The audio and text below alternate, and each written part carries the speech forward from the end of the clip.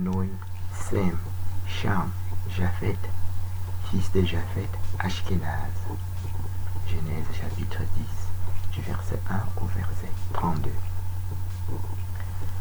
Dans Genèse chapitre 10, Ashkenaz qu'on trouve en Palestine, impliqué dans le conflit israélo-palestinien, n'est pas fils de Sem pour être sémite, mais fils de Japhet. Ce qui est répété dans le premier livre des Chroniques, chapitre 1, du verset 1 jusqu'au verset 54. Et même dans Jérémie, chapitre 51, où Ashkenaz y est présenté comme un supra-babylonien. Tout ceci est même répété aussi dans le livre du juste qu'on appelle Jacher, Book of Jacher, dans lequel Ashkenaz n'est pas seulement descendant de Japhet, mais il est français. Jacher, chapitre 10, du verset 6 au verset 20. C'est en anglais, mais les mots se comprennent même sans qu'on ait besoin de parler anglais. On dit donc Japhet, fils de Japhet, Gomer qui est dans le père d'Ashkenaz. Et Ashkenaz est donc dans ce verset, il est français, France, fleuve la Seine, fleuve France. Il est français à 7 reprises dans un seul verset.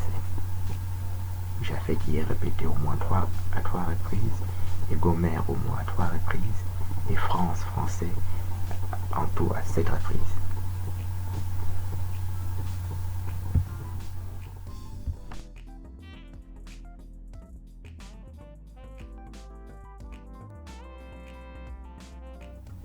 Séfarade, cananéen. Séfarade, philistin. Abdias chapitre 1, verset 19 au verset 20. Séfarade non plus n'est pas sémite, ni hébreu, ni juif, mais cananéen. Canaan, c'est le fils de Cham. Genèse chapitre 10, du verset 1 au verset 32. Les fils de Cham, Cush, Canaan, Gaza, ce sont là les fils de Cham. Donc, Séfarade et Cushite. Et Cushite, Cush veut dire Éthiopie, dans Jérémie chapitre 13. Verset 23, on dit Éthiopien, Cushite, mort. Quand on compare 33 versions de Bible différentes, Cush veut dire Éthiopien, qui veut dire mort aussi, avec M-A-U ou M-O-R-E. Couche avec K ou couche avec C. D'ailleurs, nous voyons sur cette image un jeune Ashkenaz adolescent qui dit We are not the Jew the Bible speaks of. Revelation chapter 2 verse 9. Il dit nous ne sommes pas juifs. Nous ne sommes pas les juifs de la Bible. Nous ne sommes pas les juifs dont parle la Bible. Mais il aggrave ça parce que Apocalypse chapitre 2 verset 9 qu'il a cité, on dit c'est la synagogue de Satan. Donc il dit nous ne sommes pas juifs, nous sommes la synagogue de Satan. Revelation chapter 2 verse 9, c'est-à-dire Apocalypse 2 9 dit ça, qui est répété dans Apocalypse 3 9 aussi, synagogue de Satan. Nous avons montré quelques savants ashkénazes qui confirment ce qu'on a dit là. Shlomo Sal, qui est un contemporain et qui est toujours vivant et qui se trouve là-bas, l'info Israël, palestinien là-bas, dit qu'il a écrit tous ses livres dans lesquels il explique qu'ils ne sont pas juifs. Quelques autres savants avant lui, Marek Alter, Benjamin Friedman, Arthur Koestler, ont dit la même chose, qu'ils ne sont pas juifs. En sorte que le conflit israélo-palestinien, la guerre qu'il y a dans les territoires de Gaza, ne sont pas motivés par les motifs qu'il nous donne.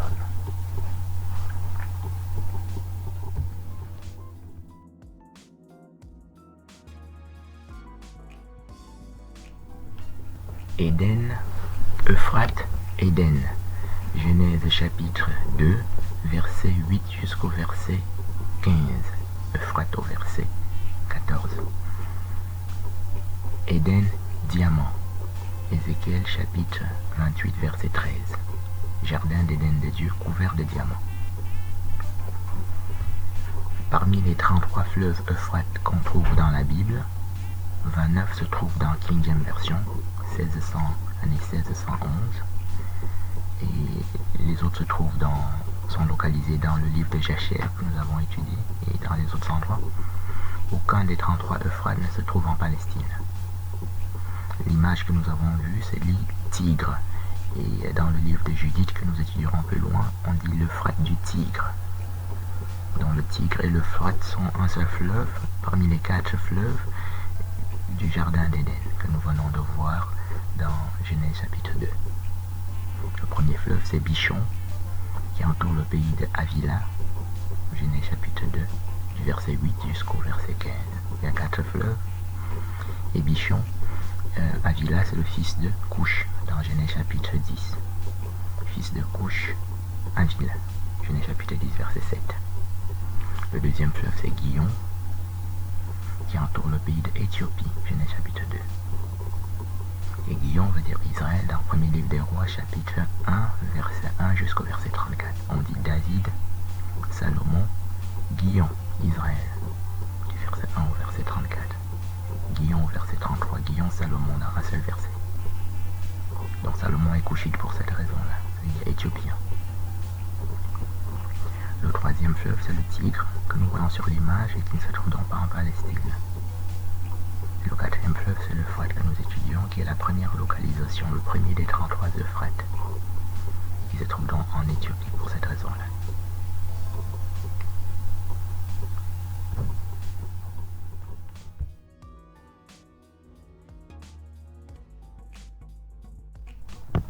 Madian, Terre Sainte, Éthiopie, Madian, respectivement Exode chapitre 3, verset 1 à verset 15, Habakkuk chapitre 3, verset 7. La Terre Sainte est madianite qui veut dire éthiopien. Ceci est répété dans Actes des Apôtres chapitre 7, verset 1 jusqu'au verset 33, qui commence par Abraham, Mésopotamie chaldéen, Moïse, Madian, Terre Sainte Sinaï. Terre Sainte au verset 29, Sinaï. 33. Montagne du Sinaï. Il existe une troisième Terre Sainte sous forme de Sion, Jérusalem Terre Sainte dans Zacharie 2. Et Sion veut dire Sion, Éthiopie. Dans Sophonie chapitre 3, verset 10 à 16. On dit Éthiopie, Sion, qui est répété dans Isaïe 18, verset 1 à 7. Donc le conflit israélo-palestinien et la guerre qui est dans le territoire de Gaza n'a aucun fondement biblique, ni proche ni éloigné, en aucune forme.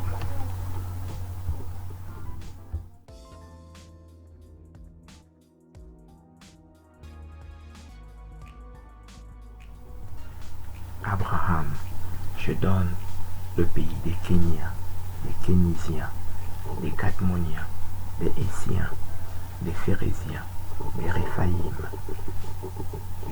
des Amoréens, des Cananéens, des Girgasiens, des Jébusiens. Abraham reçoit ici la terre promise qui s'appelle donc Euphrate kénien. Nous avons 10 mots à définir. Dans Genèse chapitre 15, verset 18 jusqu'au verset 21. Abraham, je donne Euphrate kénien. Il y a 10 mots pour localiser le fleuve Euphrate, qui est le seul des 4 fleuves du Jardin d'Éden qui n'est pas localisé de manière littérale, verbale, et qui est situé ici par des mots qui sont codés, qu'il faut décoder. Le premier mot que nous allons décoder, c'est Kenya. Kenya se trouve dans le premier livre dans Juge chapitre 1, verset 16, qui définit comme Kenya, beau-père de Moïse. Et l'épouse de Moïse se trouve les Madianites qu'on trouve dans Exode chapitre 3 que nous avons étudié. On dit beau-père de Moïse, sacrificateur de Madian, Exode chapitre 3. Qui veut dire Madian, Éthiopie dans Habakkuk chapitre 3. Et on trouve Séphora dans Exode chapitre 2, qui précède Exode chapitre 3. On y dit Moïse, Madian, Séphora, Madian. Dans Exode chapitre 2, du verset 15 jusqu'au verset 21. Séphora, la fille du sacrificateur de Madian. Et Madian veut donc dire Éthiopie dans Habakkuk chapitre 3. Ceci est confirmé dans Nombre chapitre 12. On dit Moïse, la femme éthiopienne qu'il avait épousée, car il avait épousé une femme éthiopienne. Donc le fleuve Euphrate est un fleuve Euphrate kenyan, qui veut dire Kenya, éthiopienne, Éthiopie, Madian. Kenya veut aussi dire Bethléem dans le premier livre des Chroniques, chapitre 2, versets 54 à 55. On dit Bethléem, Kenya, Amat.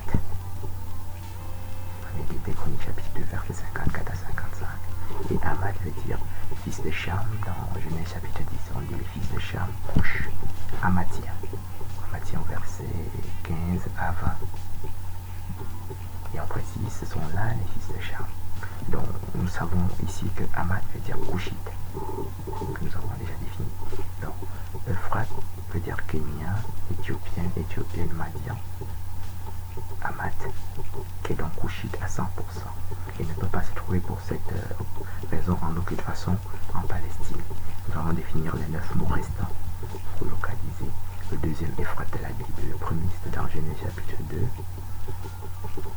comme Éden, diamant, fleuve qu'on appelle Jardin d'Éden, et le deuxième, c'est ici, qu'on appelle terre promise.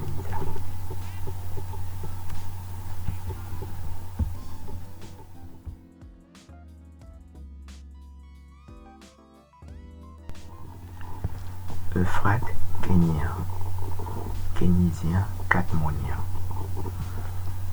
Genèse chapitre 15, verset 18. Le deuxième mot à définir ici, c'est kénisien. Méthodologie. Nous allons dans Google, nous tapons la Sainte Bible. Ou bien tapez www.lasaintebible.com. Alors on clique sur cette Bible électronique dans laquelle il y a un moteur de recherche qui ressemble à Google, dans lequel nous tapons kénisien. Nous constatons que kénisien s'attache chaque fois à Caleb. On dit Caleb le kénisien. Donc nous recommençons maintenant, nous recherchons Caleb. On ouvre le même moteur de recherche dans cette Bible électronique et nous tapons Caleb. Et nous voyons que dans tous les Caleb qui s'affichent, on voit Caleb, tribu de Juda, dans Nombre chapitre 13.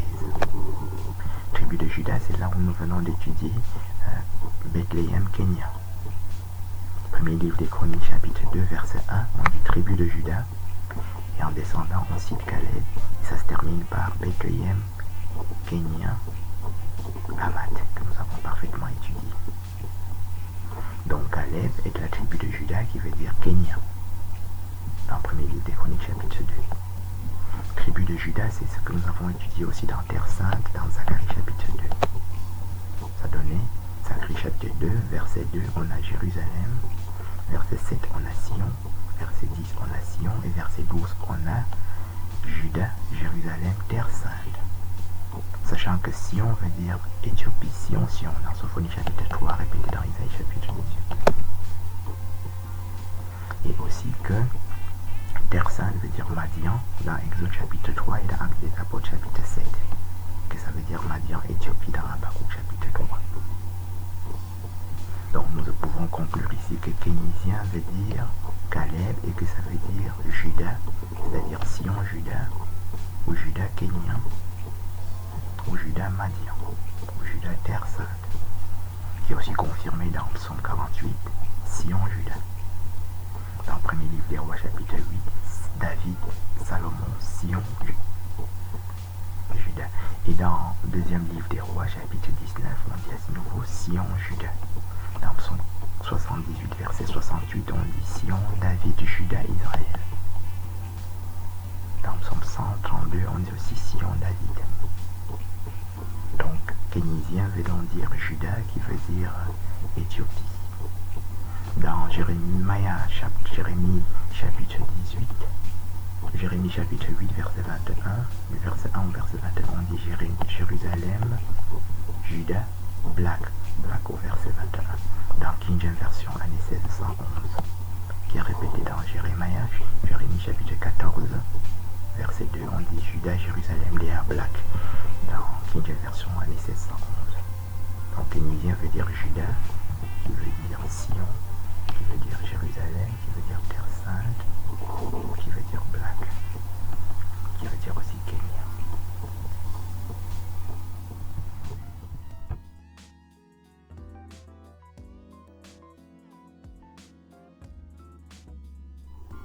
Abraham, Euphrate, Kénien, Kénisien, Cadmonien.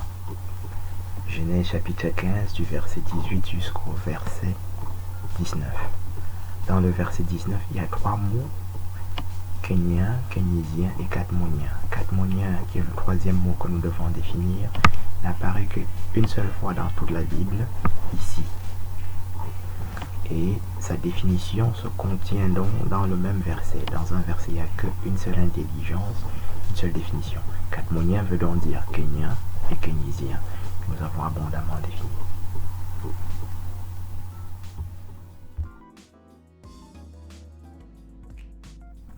Abraham, je donne, Euphrate et Sien. Genèse chapitre 15, verset 18 à 20. Au verset 20, le mot Essien apparaît, qui est le 4e mot à définir. Et Essien, dans Genèse chapitre 10, on dit fils de Cham, Couche, Canaan. Canaan engendra Sidon, son premier-né, Heth et les Jébusiens. Heth, c'est le 2e fils de Canaan, dans Genèse chapitre 10, du verset 1 jusqu'au verset 32. En particulier au verset 15. La mère de Salomon, dans le 2e livre de Samuel chapitre 11 et 2e livre de Samuel chapitre 12, est une très belle Essienne. Donc Salomon est couchite aussi par ce chemin-ci.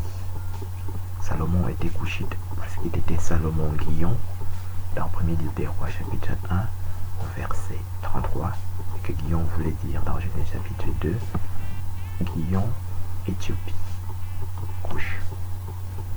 Et il est ici, il est Étien, couchite aussi.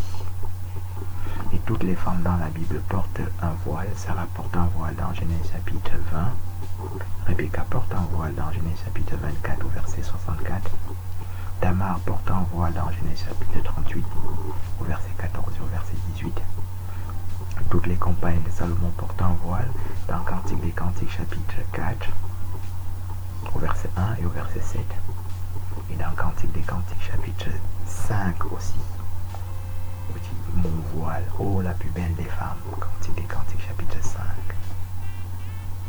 Et dans le 1er livre des Corinthiens chapitre 11, qui est le Nouveau Testament, la femme porte un voile à 7 reprises. Donc de l'Ancien Testament jusqu'au Nouveau Testament, tout le monde porte un voile. Et l'étoile de David n'existe absolument nulle part dans toute la Bible.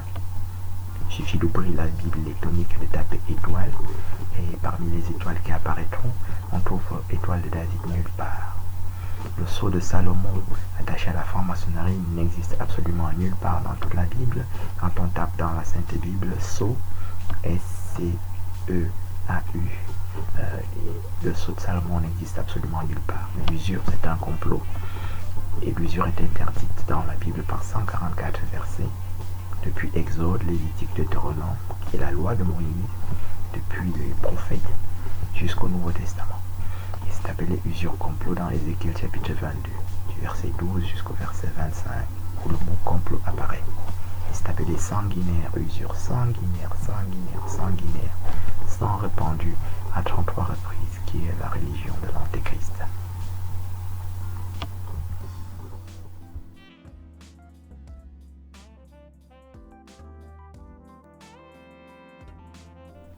Moïse mourut là, au pays de Moab.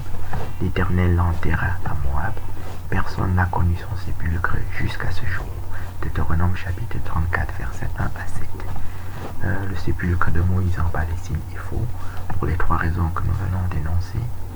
Première raison, parce que Moïse meurt à Moab, et que Moab veut dire Moab, Madian, dans Genèse chapitre 36, verset 35. Deuxième raison, l'Éternel l'enterra à Moab. Moïse est enterré à Moab par le Christ, qu'on trouve aussi dans le livre de Jude, chapitre 1, et dans quelques autres endroits. Et Madian veut toujours dire Madian Moab, par exemple dans le 1er livre des Chroniques, chapitre 1, où on dit Abraham, Madian, Madian, Madian, Moab, du verset 1 jusqu'au verset 46. Troisième raison, parce que personne n'a jamais connu son sépulcre jusqu'à ce jour, c'est-à-dire jusqu'à l'éternité. Donc c'est le rôle de l'Antéchrist de renverser la parole de Dieu. le sépulcre, tous les sépulcres des patriarches qu'on trouve en Palestine est faux. Parmi les patriarches, c'est Sarah qui meurt la première dans Genèse chapitre 23.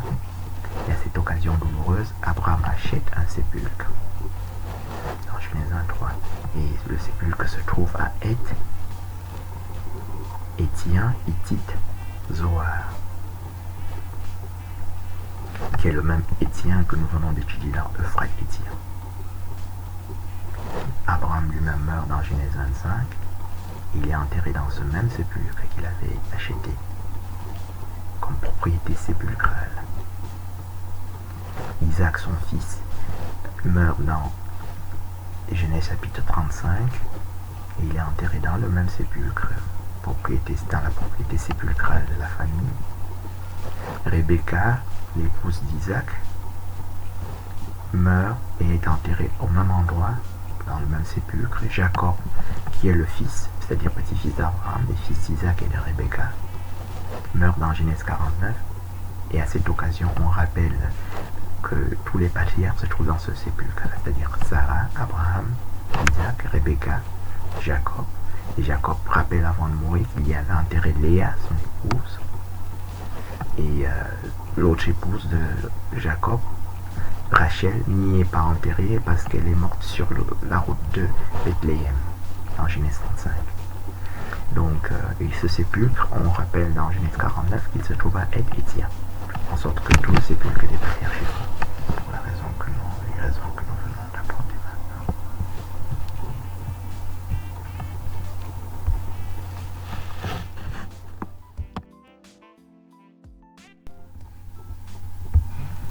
Abraham, je donne Euphrate Phérézien. Genèse chapitre 15. Cananéen, Phérézien. Genèse chapitre 13, verset 7. Couche, Canaan. Genèse chapitre 10, verset 6. Abraham reçoit dans Genèse 15 Euphrate Phérézien, qui est donc dans Genèse 13 un Cananéen. Et dans Genèse 10, on sait que Canaan veut dire couche, c'est-à-dire couchite noir dans Jérémie, couchite éthiopien dans Jérémie chapitre 13, verset 23. Poursuivons, nous essayons ici d'ouvrir le quatrième mot. Nous avons déjà étudié Euphrate kénien, Euphrate kénisien, Euphrate cadmonien, Euphrate essien. Donc nous sommes au cinquième mot maintenant. Phérézien, c'est le cinquième mot. Poursuivons la lecture de Genèse 13. Genèse 13, on dit donc Cananéen, Phérézien au verset 7. Et au verset 10, on a Jourdain, Sodome et Gomorrhe. Au verset 11, on a à nouveau Jourdain. Et au verset 12, on a Canaan. Donc, en réduisant, ça donne Cananéen, Jourdain, Canaan. Genèse chapitre 13. Donc le Jourdain est un fleuve cananéen. Sodome et Gomorrhe, qu'on trouve au verset 10, attaché à Jourdain horizontalement, est aussi un endroit qui est cananéen couchite. Sodome apparaît à nouveau au verset 12 et au verset 13, et Mamré au verset 18. Hébron se trouve ici aussi. En telle sorte que dans Genèse chapitre 13, Sodome et Gomorrhe, qu'on trouve aussi dans Genèse chapitre 10, comme étant Couchite, fils de Cham. Hébron est Couchite, fils de Cham, et Jourdain est un fleuve couchite africain, et Phérézien veut donc dire l'Afrique couchite. C'était le cinquième mot à définir.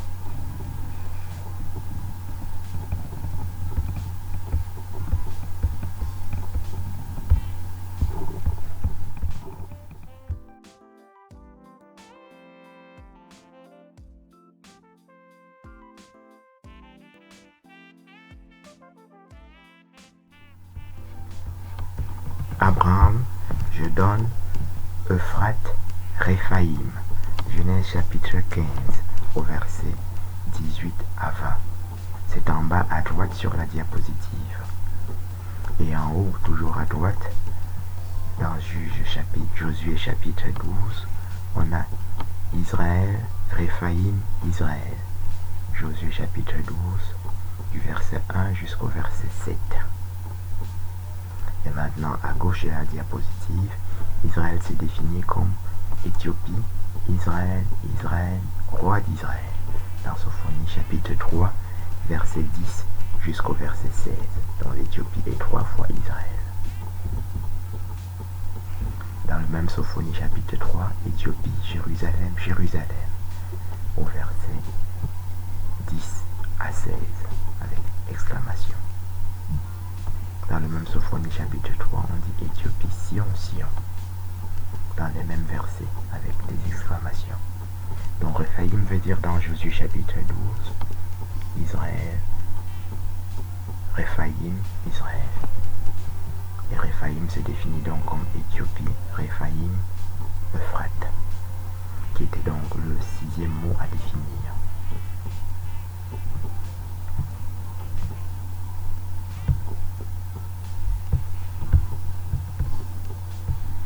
Abraham, je donne, Euphrate, Amoréen, Cananéen, Girgasien, Jébusien. Genèse chapitre 15 du verset 18 jusqu'au verset 21 sont les 4 derniers mots à définir pour atteindre les 10 codes qui permettent de localiser de manière verbale, littérale, le fleuve Euphrate. Tous les 4 derniers mots ici sont très faciles, c'est dans Genèse chapitre 10 que nous avons vu, et ils sont tous fils de Cham. Genèse chapitre 10. Les fils de Cham, Couche, Canaan, au verset 6. Canaan au verset 15, à nouveau répété. Et en suivant jusqu'au verset 20, on a Amoréen, Girgasien et Jébusien. Jébusien, c'est le 3e fils de Canaan. Au verset 15, on a donc les fils de Canaan, Sidon. Sidon, c'est donc le fils de Canaan. On a les fils de Canaan au verset 15, on a Sidon, Heth, qui était Héthien, au 4e mot, et les Jébusiens. Jébusiens, c'est le 3e fils de Canaan. Et Amoréen, ça suit par Amoréen et Girgasien. C'est un peu mis dans le désordre, mais on a Canaan, Jébusien, Amoréen et Girgasien. Et c'est les 4 mots qu'il nous faut tout définir enfin. Et au verset 20 de Genèse 10, on dit ce sont là les fils de Cham. Au verset 6, on a les fils de Cham, Couche, son premier-né, et puis Canaan, au verset 6.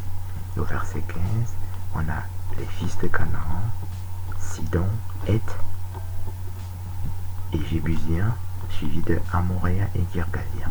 Ce sont les 4 derniers mots donc qui se trouvent comme étant fils de Cham et Couchite. C'est-à-dire, Couchite veut dire Éthiopien, Couche, dans Jérémie chapitre 13, verset 23.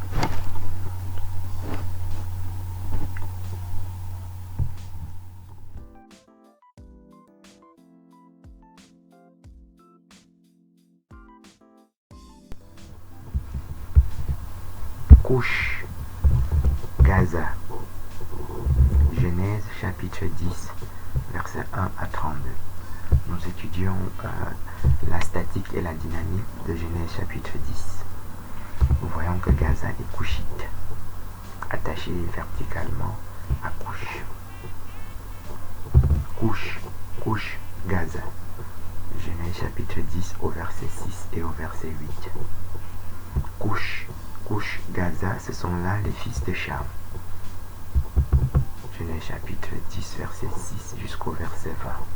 Couche, Cananéen, Gaza, ce sont là les fils de Cham. Couche, Cananéen, Cananéen, Gaza, ce sont là les fils de Cham. Le même Genèse chapitre 10. Couche, couche, Cananéen, Cananéen, Cananéen, Gaza, ce sont là les fils de Cham. Couche, Canaan, Canaan, Cananéen, Cananéen, Gaza, ce sont là les fils de Cham. Les fils de Cham, Couche, couche, Canaan, Canaan, Cananéen, Cananéen, ce sont là les fils de Cham. Couche, Saba, Séba, Gaza. La reine de Saba et de Séba sont couchites. Et Cush apparaît au verset 6 et au verset 8 de Genèse 10. Nimrod est fils de Cush au verset 8 de Genèse 10. Et Gaza se trouve au verset 19, attaché verticalement et horizontalement à Cananéen. Ninive au verset 11 et 12.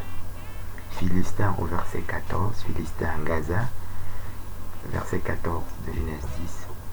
Sidon, le premier fils de Canaan, au verset 15 de Genèse 10.